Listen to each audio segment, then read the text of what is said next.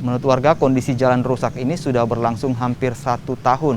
Warga maupun pengendara yang melintasi di jalan ini dituntut berhati-hati dan memperlambat kendaraannya sehingga menimbulkan kemacetan.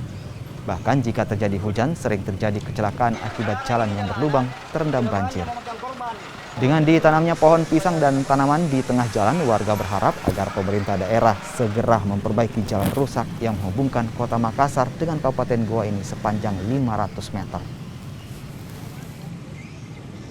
Kami sebagai masyarakat Antan, terkhusus di RW 5, menyikapi persoalan jalanan ini sudah banyak yang memakan korban. Jadi dibutuhkan kepada pihak pemerintah, baik pemerintah kota dan provinsi, dan jangan ada saling mengklaim ini punyanya Kota Madi, ini provinsi. Kota Madi itu bagian mediasi kepada provinsi. Jadi kami warga masyarakat Antan untuk menuntut keras supaya bisa ini jalanan diperbaiki secepatnya. Jalannya kenapa, Pak? Banyak rusak, ini sudah juga lubang-lubang.